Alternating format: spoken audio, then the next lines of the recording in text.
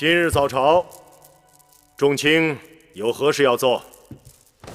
禀大王，微臣有事要奏。这几日想必大王早有耳闻，朝廷上下飞短流长，众人关注大秦社稷天下，纷纷议论大王应该适时立下太子。张子的话有理，立嗣乃国之根本。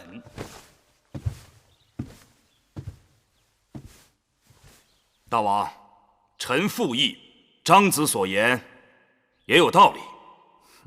后宫众公子逐渐长成，臣以为庶公子中以公子嬴华胜人一筹。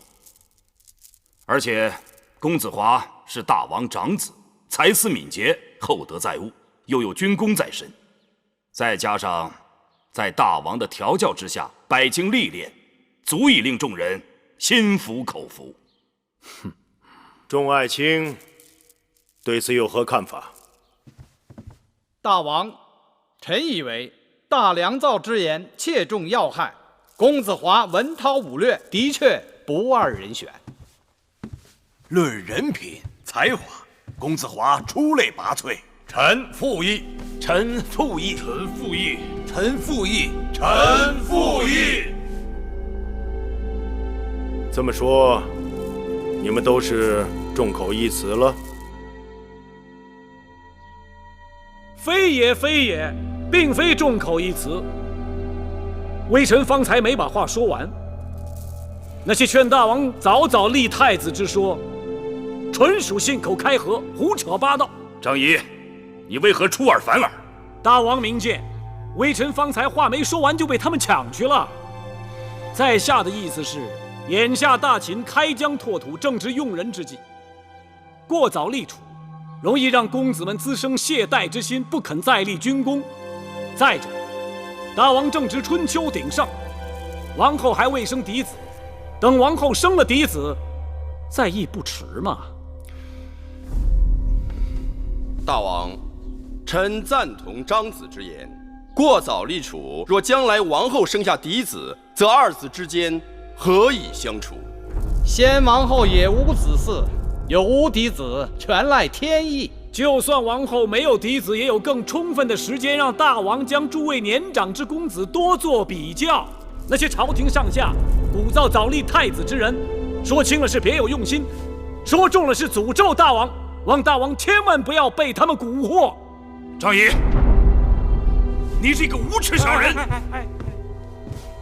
臣以为，张子之言虽然激烈，但的确有可取之处。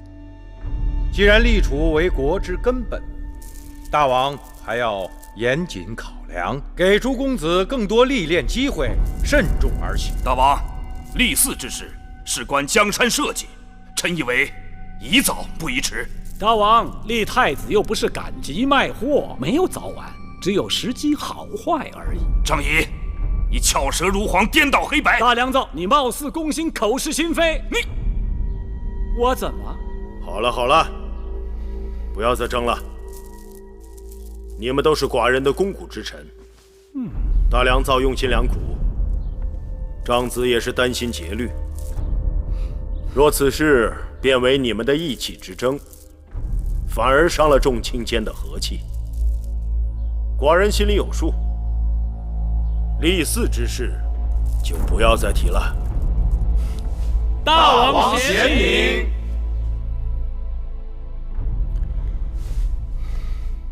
姐姐，你找我？妹妹，快来。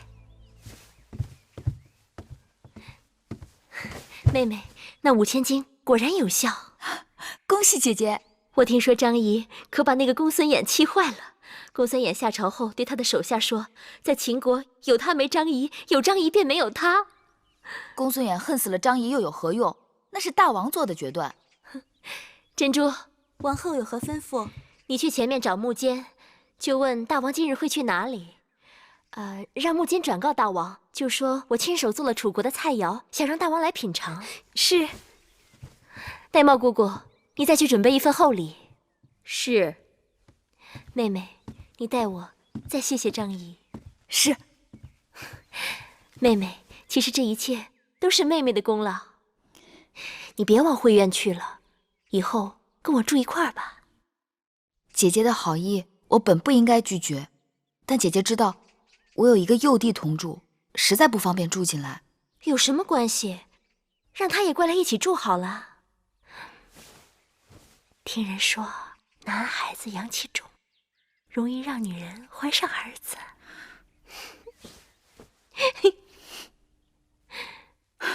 这个张仪真是太该死了，竟然坏了姐姐大事。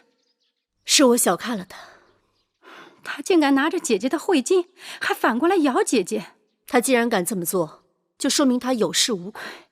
可他不过只是一个普通的客卿，连大良造都败在他手上，今后你我不得不提防他了。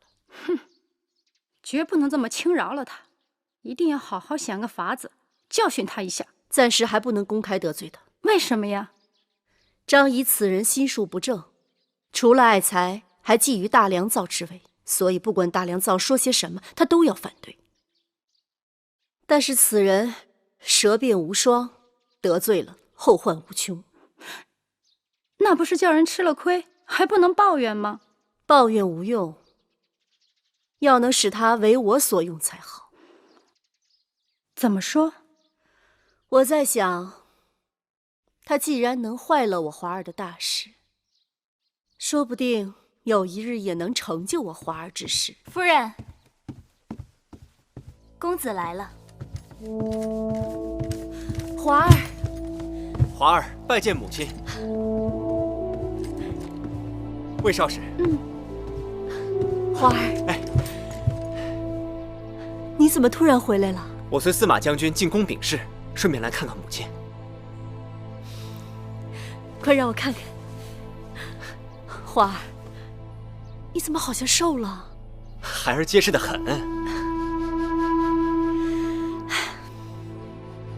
你可听说，前一阵子宫中议论立太子的事，大家都看好你。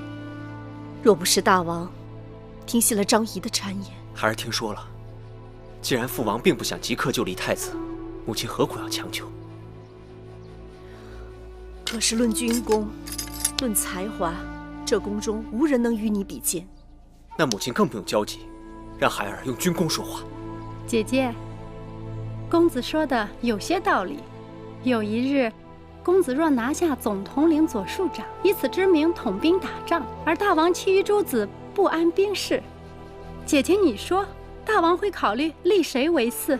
可是，一拖再拖，万一王后生下嫡子，皇口小儿，怎能与国家栋梁相比？来，华儿，跟母亲好好说说话。